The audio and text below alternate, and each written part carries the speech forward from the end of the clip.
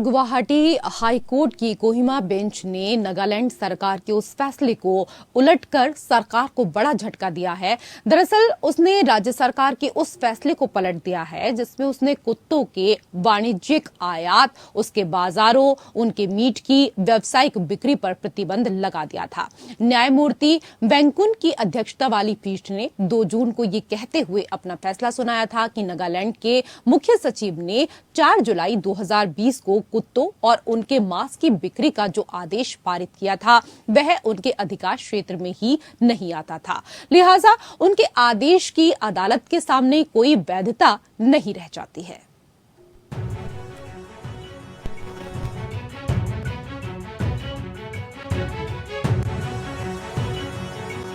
Guwahati high court की Kohima bench ने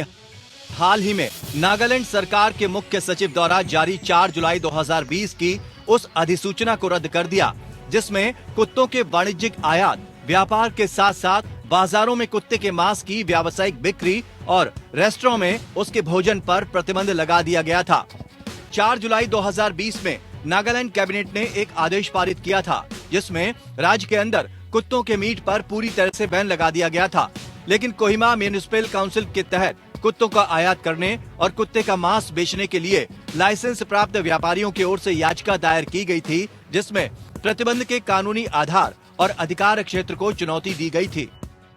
अदालत ने कहा कि विचार करने का केंद्र बिंदु ये है कि क्या भारतीय खाद्य सुरक्षा और मानक प्राधिकरण या FSSAI ने अपने अगस्त 2014 को जारी आदेश में अपने अधिकार क्षेत्र से बाहर जाकर काम किया है। क्या पशु के मांस में कोई कैटेगरी बनाई गई है जिस वजह से सर्कुलर के अनुसरण में नागालैंड ने 4 जुलाई 2020 की अधिसूचना जारी की थी।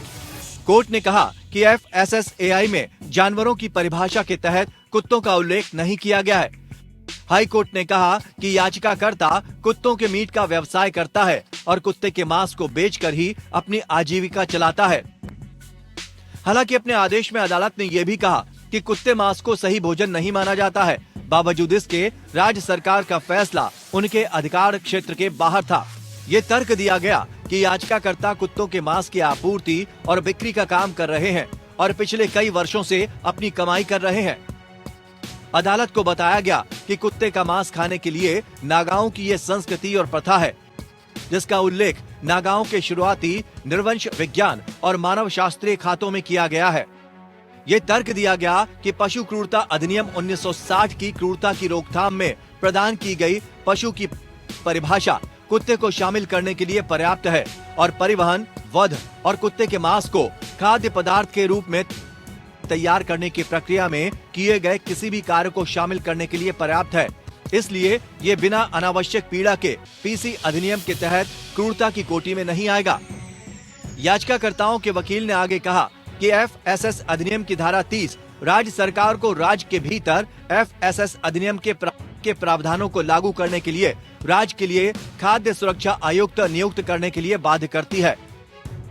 और नागालैंड सरकार ने इसके खाद्य सुरक्षा आयुक्त और सचिव को नियुक्त किया है। इसलिए मुख्य सचिव के पास FSS एक्ट 2006 के तहत विवादित अधिसूचना जारी करने का कोई अधिकार नहीं है। वकील ने प्रस्तुत किया कि विवादित अधिसूचना ने संविधान के अनुच्छेद 19(1)(g), अनुच्छेद 21 और अनुच्छेद 304(b) के तहत कानूनी अधिकार के तहत याचिकाकर्ताओं के मौलिक अधिकारों का उल्लंघन किया है। आगे ये तर्क दिया गया कि सरकार की कार्यकारी शाखा कुत्ते के व्यापार और उसके मांस की खपत के संबंध में कानून द्वारा पारित किए बिना विवादित अधिसूचना को पारित करने के लिए सक्षम नहीं है। अदालत ने यह भी कहा कि कुत्ते के मांस को सही भोजन नहीं माना जाता और ये फैसला सरकार के अधिकार क्षेत्र के बाहर था। Bureau report.